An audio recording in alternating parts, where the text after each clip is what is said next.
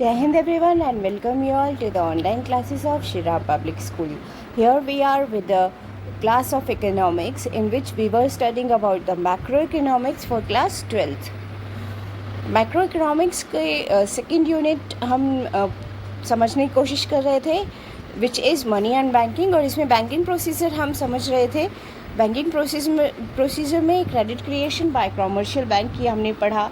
Functions of central bank ये भी हमने कल पढ़ा था. एक बार दोबारा से हम रिवाइज कर लेते हैं.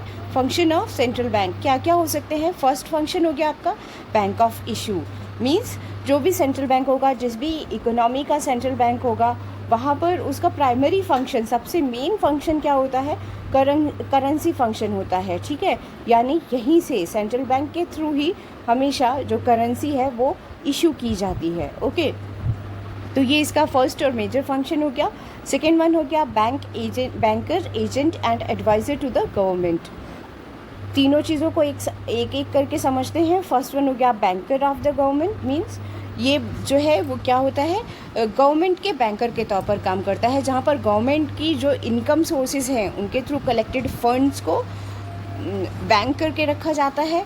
अलॉन्ग विद दैट एजेंट जो भी है, हाँ, उन बैंक का गवर्नमेंट का एजेंट मींस गवर्नमेंट जो भी पॉलिसीज़ बना रही है, रूल बना रही है, उसको कॉमन पीपल तक या उसको बैंकिंग प्रोसेस के थ्रू इम्प्लीमेंट करवाने का काम सेंट्रल बैंक का होता है. And third one adviser to the government. Monetary policy से या मॉनिटरी रिफॉर्म से रिलेटेड इम्पॉर्टेंट एडवाइजेज गवर्नमेंट को देना ये सेंट्रल बैंक का काम होता है एडवाइज़र के तौर पर. थर्ड फंक्शन आ जाइए custodian of the cash reserve of commercial bank. Commercial banks जो अपना कैश रिजर्व रखते हैं वो कहाँ रखते हैं, सेंट्रल बैंक के पास रखते हैं, उनकी कस्टडी में, सेंट्रल बैंक की कस्टडी में रखते हैं अपना जो भी कैश रिजर्व होता है, ताकि वो आराम से अपना ट्रेडिंग प्रोसेस कंप्लीट कर सकें. ओके, फोर्थ फंक्शन आ गया custodian of Nations reserve of international currency. International currency है, गोल्ड के रिजर्व्स हैं, ये सारे कहाँ रखे जाते हैं, सेंट्रल बैंक में रखे जाते हैं. ठीक है, इंटरनेशनल करेंसी का जितना भी रिजर्व होगा वो कहाँ रखा जाएगा, आपके सेंट्रल बैंक में रखा जाएगा. और सेंट्रल बैंक इस तरह से कस्टडियन की काम भी करता है सेंट्रल गवर्नमेंट के लिए. ओके, नेक्स्ट आ गया lender of the last resort. Lender of the last resort मतलब एक एंड पॉइंट का लेंडर होता है. ये वो पॉइंट है जहाँ जिसके बाद आपको उस इकोनॉमी में फिर आगे लोन उस इकोनॉमी में नहीं मिल सकता. ध्यान देने वाली बात है. आप फिर दूसरी इकोनॉमी से कहीं लोन ले रहे हैं, मतलब अगर विदेश से लोन ले रहे हैं तो वहाँ पर आपका क्या दूसरी इकोनॉमी आ गई ना. अब अगर आप इंडियन इकोनॉमी में बात कर रहे हैं तो इंडियन इकोनॉमी में you will apply as a common person और as a common business firm. आप कहाँ अप्लाई करोगे, किसी कमर्शियल बैंक के थ्रू अप्लाई करोगे. कमर्शियल बैंक आपको लोन प्रोवाइड कर दे रहा है, लेकिन बैंक्स को अगर फंड की ज़रूरत है तो वो किससे मांग रहा है, वो मांग रहा है सेंट्रल बैंक से. और सेंट्रल बैंक यानी RBI, हाँ, रिजर्व बैंक ऑफ इंडिया. तो यहाँ पर एंड पॉइंट क्या हुआ लोन अवेलेबल करने का, RBI यानी रिजर्व बैंक ऑफ इंडिया. वहीं से आपको अल्टीमेटली एक एंड पॉइंट के तौर पर लोन अमाउंट मिल रहे हैं. ठीक है, इसका एग्जांपल आप देख लीजिए कि आपके जो अभी कोविड-19 के पेंडेमिक के टाइम पर जितना भी जो कस्टमर्स या कंज्यूमर्स के जो आपके लोन थे, कंज्यूमर लोन हो गए, आपके बिजनेस लोन्स हो गए, इसमें रिलीफ देने का काम किसने किया है, कमर्शियल बैंक्स ने अपने आप से किया है? नहीं, उन्होंने किसके उस पर किया है, उन्होंने सेंट्रल बैंक के इंस्ट्रक्शंस पर किया है. हाँ, तो ये क्या हो गया, लास्ट रिजॉर्ट एंडिंग पॉइंट वाला काम हो गया लोन के लिए आपका. ठीक है, और अगर आप इसी चीज़ को एजेंट के तौर पर देख लीजिए तो RBI ने किसके इंस्ट्रक्शंस पर ये सारे डिसीजंस लिए, गवर्नमेंट के डिसीजन पर, गवर्नमेंट के इंस्ट्रक्शंस पर लिए. तो यहाँ पर गवर्नमेंट के डिसीजन को इम्प्लीमेंट करने का काम किसने किया, RBI ने किया. तो as a agent of government RBI ने काम किया, यानी सेंट्रल गवर्नमेंट ने काम किया. Now sixth function is bank of central clearance.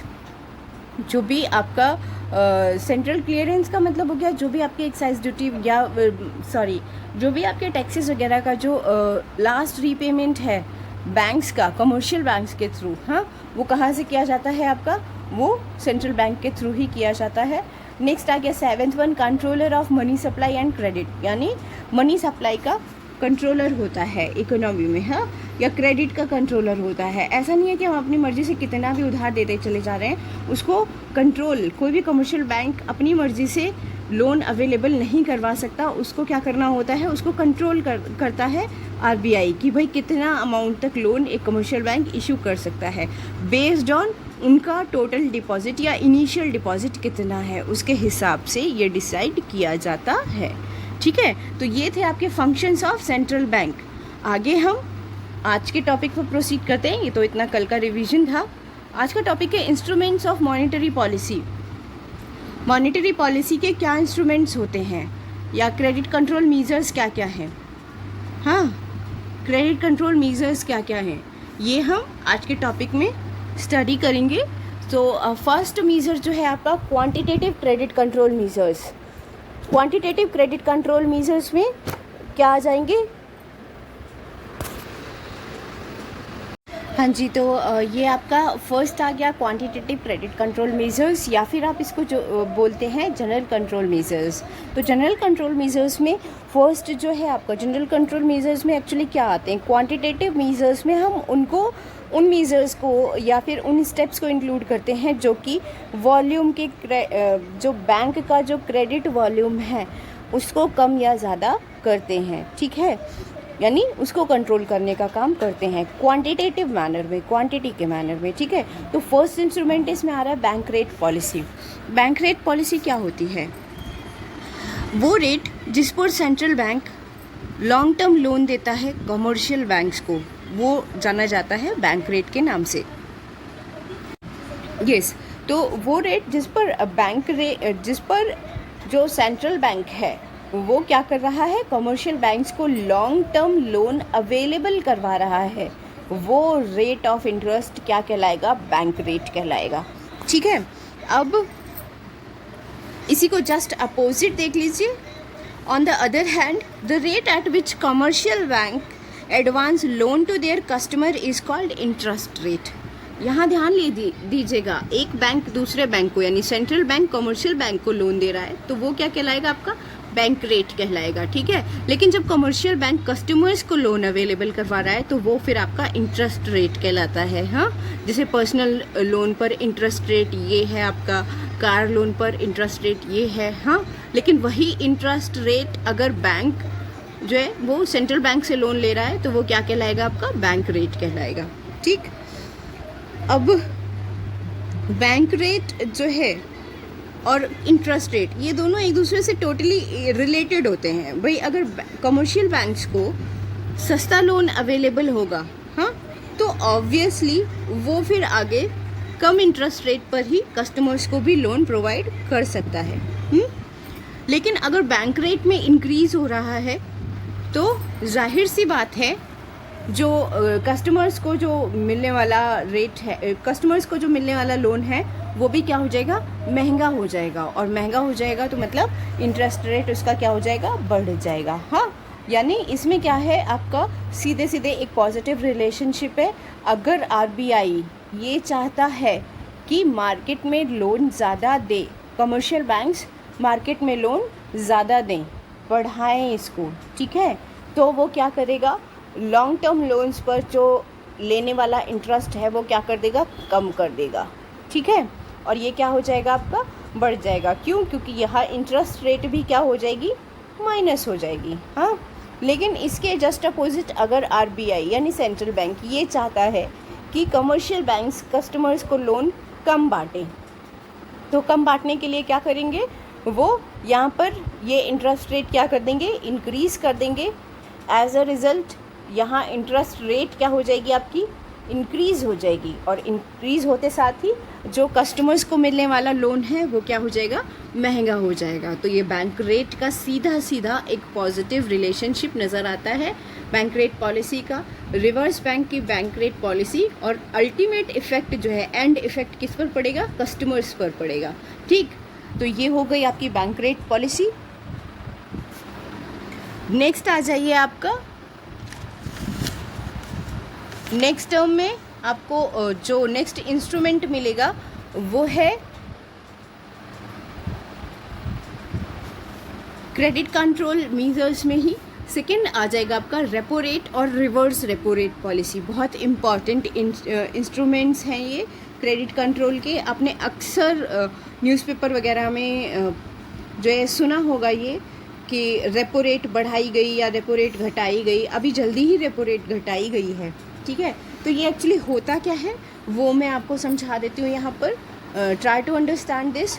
Repo rate is rate at which central bank advances short term loans to the commercial bank।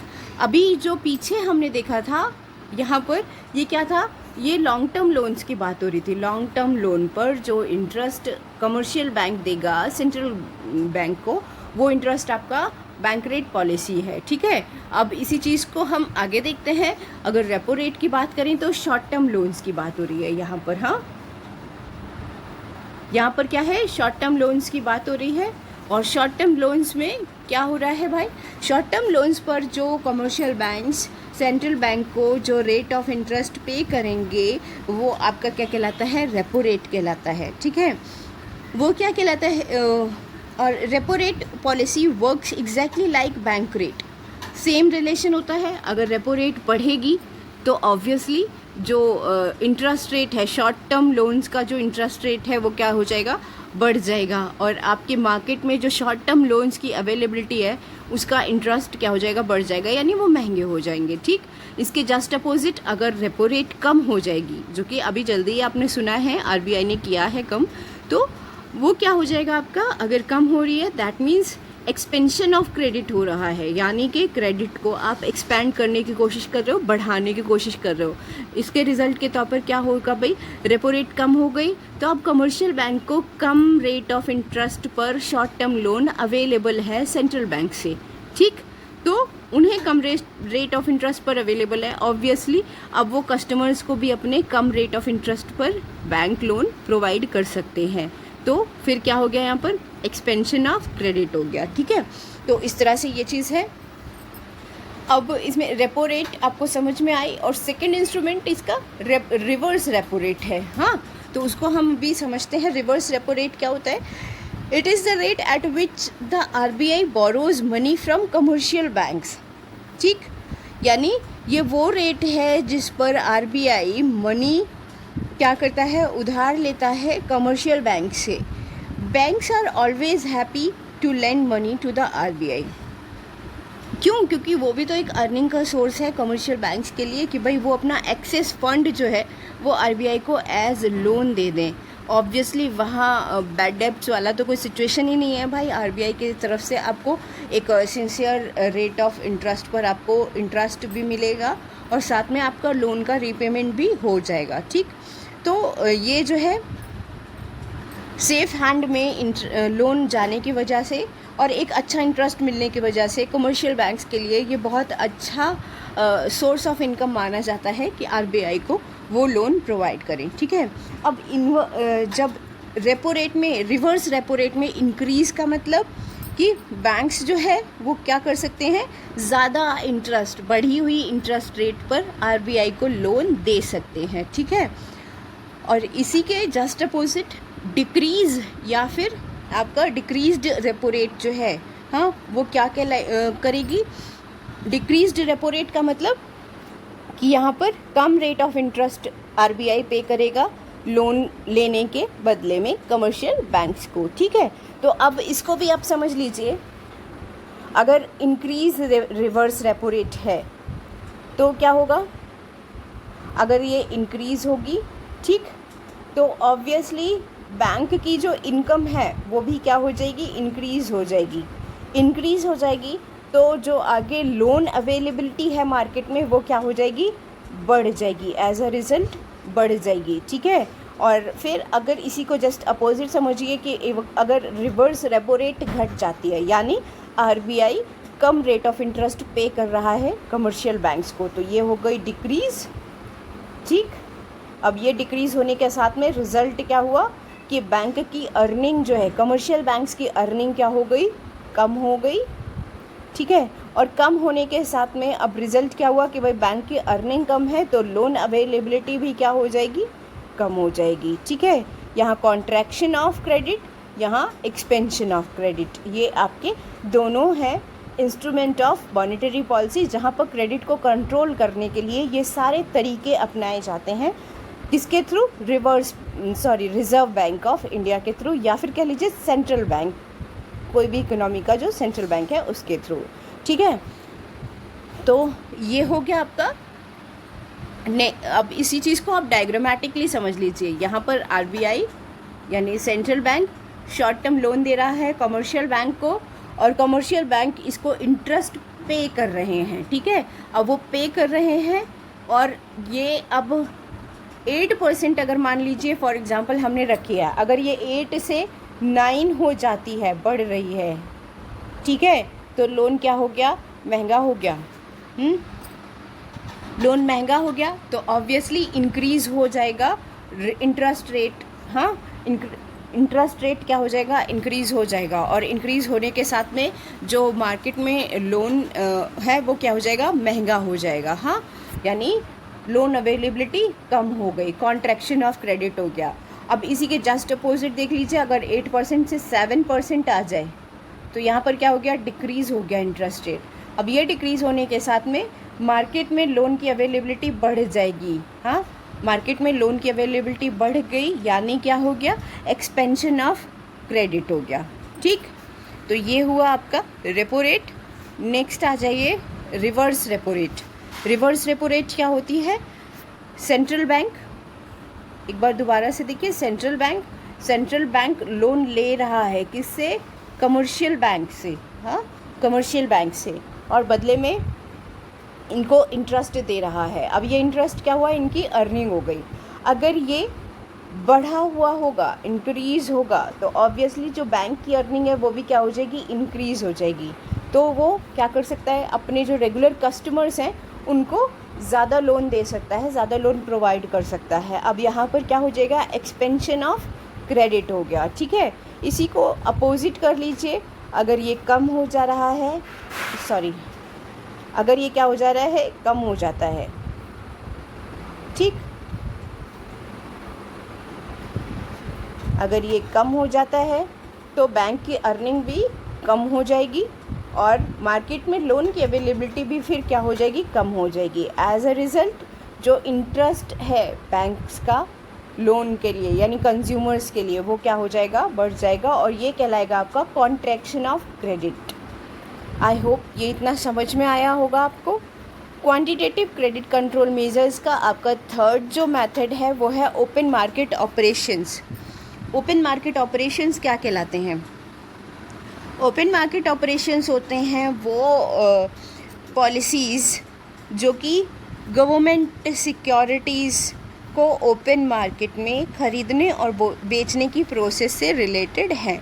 ठीक है, ध्यान से सुनिएगा। Open market operations refers to the policy of sale and purchase of government securities in the open market by the RBI. RBI के through open market में, हाँ, common people के लिए जो भी गवर्नमेंट सिक्योरिटीज़ को ख़रीदा या बेचा जा रहा है आरबीआई के थ्रू। ठीक, ये क्या कहलाता है? आपका ओपन मार्केट ऑपरेशंस में आता है, ख़रीदना भी और बेचना भी।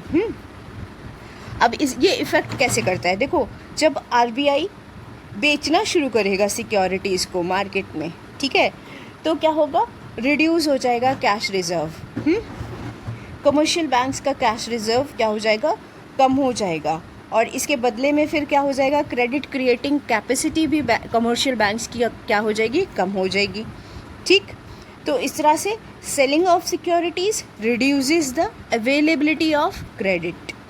ठीक, इसके जस्ट अपोजिट अगर आप देखिए कि अगर आरबीआई ख़रीदना शुरू करता है सिक्योरिटीज़ को, अभी हमने देखा कि बेचता है तो क्या होता है भाई? कमर्शियल बैंक्स की जो कैश रिजर्व्स हैं वो कम होने लगते हैं। ठीक, लेकिन अब अगर परचेज़ करना वो शुरू कर दे, आरबीआई की तरफ से परचेज़ करना शुरू कर दिया जाए गवर्नमेंट सिक्योरिटीज़ को, तो क्या होगा? जो रिज़र्व फंड हैं कमर्शियल बैंक्स के वो बढ़ जाएंगे। हाँ, वो बढ़ने के रिज़ल्ट के तौर पर क्या हो जाएगा? बैंक्स की, कमर्शियल बैंक्स की क्रेडिट क्रिएशन पॉलिसी जो है, या क्रेडिट क्रिएशन कैपेसिटी बढ़ जाएगी, और उसके साथ ही वो लोग ज़्यादा लोन मार्केट में अवेलेबल करवाने के लायक हो जाएंगे। ठीक है, तो ये हो गया आपका कमर्शियल बैंक्स का कनेक्शन ओपन मार्केट ऑपरेशंस के साथ में, यानी कि credit expense with the purchase of securities and credit contracts with the selling of the securities. यहाँ डायग्रामेटिकली आप समझ लीजिए इसको। देखिए आरबीआई क्या कर रहा है, ये रहा आरबीआई, ठीक है, रिसेशन को कंट्रोल कर रहा है।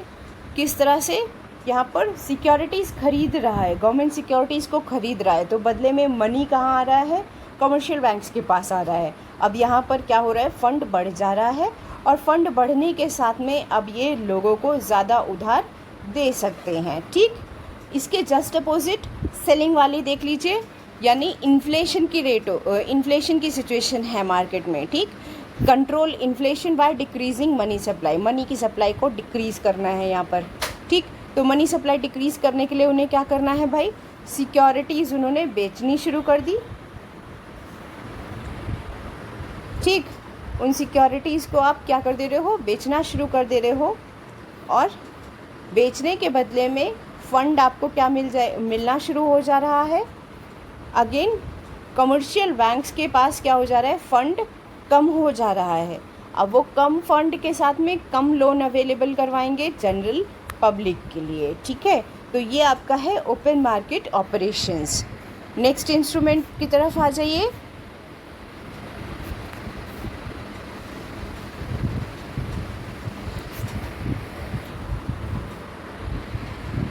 नेक्स्ट इंस्ट्रूमेंट है आपका क्वांटिटेटिव क्रेडिट कंट्रोल मेजर्स का फोर्थ एंड लास्ट जो इंस्ट्रूमेंट आपका है आपके सिलेबस में, लीगल रिजर्व रिक्वायरमेंट्स।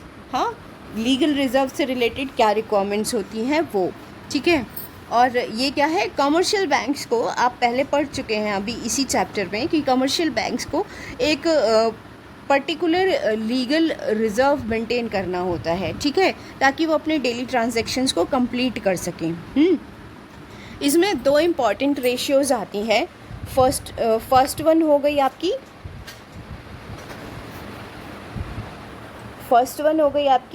CRR और सेकंड वन हो गई आपकी स्टेचुरी लिक्विडिटी रेशियो SLR।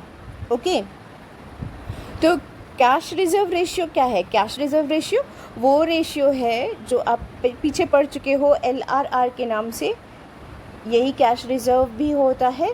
ठीक है, तो ये क्या है, कैश रिज़र्व रेशियो वो रेशियो है जो कि रिज़र्व बैंक के थ्रू डिसाइड की जाती है। कमर्शियल बैंक्स के लिए उतना मिनिमम कैश उन्हें यानी कमर्शियल बैंक्स को अपने पास रखना होता है अपने डेली ट्रांजैक्शंस को कंप्लीट करने के लिए।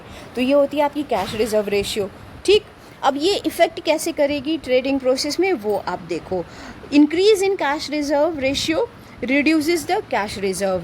अगर ये जो LRR है ये जितनी ही ज़्यादा होगी उतना ही ज़्यादा रिज़र्व उन्हें अपने पास रखना होगा, तो ऑब्वियसली जो फंड जो लोन के तौर पर मिलेगा वो क्या हो जाएगा, कम हो जाएगा। भाई 100% अगर मान लीजिए आपका जो इनिशियल डिपॉजिट है वो ये है, LRR आपका 30% हो जाता है अगर, या CRR आपका 30% हो जा रहा है, तो क्या हो गया, 30 रुपीज़ तो आपने रिज़र्व के तौर पर रख दिए। लोन के लिए कितना अवेलेबल होगा, 70। हाँ, इसी के जस्ट अपोजिट आप देख लो, अगर इसको हम घटा कर दे रहे हैं 20%, अब हमें रिज़र्व के तौर पर कितना रखना होगा, 20, और लोन के लिए कितना अवेलेबल होगा, 80।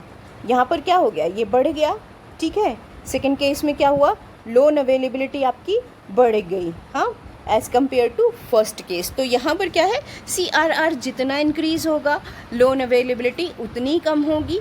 इसके जस्ट अपोजिट CRR जितना कम होगा लोन अवेलेबिलिटी उतनी ही ज़्यादा होगी। ठीक है, तो ये तो हुआ आपका CRR या LRR यानी लीगल रिज़र्व रेशियो या कैश रिज़र्व रेशियो का कनेक्शन लोन अवेलेबिलिटी के साथ या क्रेडिट क्रिएशन के साथ। और इसको कंट्रोल कौन कर रहा है, रिज़र्व बैंक कर रहा है। ये जो इसको डिसाइड कौन करता है, इसको डिसाइड करता है आपका RBI, इसके थ्रू डिसाइडेड होता है ये, तो ये इनके थ्रू इफेक्टेड है। ठीक, इसके अलावा एक और जो रेशियो है वो बैंक्स की क्रेडिट क्रिएशन प्रोसेस को इफ़ेक्ट करती है, वो होती है आपकी स्टेचुरी लिक्विडिटी रेशियो यानी SLR। ठीक है, SLR ये क्या होती है, commercial banks are also required to maintain a minimum amount of their total deposits in the form of liquid assets with themselves. ठीक है, जितना भी उनका टोटल डिपॉजिट है, ध्यान रखिएगा, इनिशियल डिपॉजिट नहीं, टोटल डिपॉजिट, ठीक है, उसका कुछ परसेंटेज उनको लिक्विड असेट्स के तौर पर अपने पास रखना होता है कमर्शियल बैंक्स को, ठीक है। और ये क्या कहलाती है आपकी, यही रेशियो जो है, कितनी रेशियो में उन्हें टोटल डिपॉजिट का जो है वो कितना रेशियो रखना है लिक्विड एसेट्स के तौर पर, वो आपकी स्टेचुरी लिक्विडिटी रेशियो कहलाती है। अब ये भी अगेन किसके थ्रू डिसाइड की जाती है, आरबीआई के थ्रू ही डिसाइड की जाती है। तो अब increase in SLR statutory liquidity ratio, जैसे ही इसमें क्या होगा, इंक्रीज होगा, वैसे ही क्या होगा, क्रेडिट क्रिएशन कैपेसिटी क्या हो जाएगी, डिक्रीज हो जाएगी, ठीक। इसके जस्ट अपोजिट अगर इसको हम डिक्रीज़ कर देते हैं तो क्रेडिट क्रिएशन कैपेसिटी क्या हो जाएगी, इंक्रीज़ हो जाएगी, क्योंकि बैंक के पास फंड फिर क्या होगा, ज़्यादा अवेलेबल होगा और वो ज़्यादा लोगों को लोन दे सकते हैं, ठीक है। तो ये दोनों ही मेथड या ये दोनों ही जो रेशियोज़ हैं, लीगल रिजर्व रेशियोज़, ये बैंक्स कम या ज़्यादा करके ये डिसाइड कर सकता है कि वो क्या चाहता है कि मार्केट में कमर्शियल बैंक्स लोन ज़्यादा अवेलेबल करवाएं या कम अवेलेबल करवाएं, यानी क्रेडिट क्रिएशन प्रोसेस ज़्यादा स्ट्रॉन्ग मैनर में चले या एक कम मैनर के साथ में, लेस रेशियो के साथ में चले। ओके, तो ये थे आपके quantitative measures of credit control. Tomorrow we will study about the qualitative measures of credit control. आज की क्लास के लिए इतना ही। आई होप ये चारों मेथड आपको समझ में आए होंगे। That's all for today. Thank you and have a good day.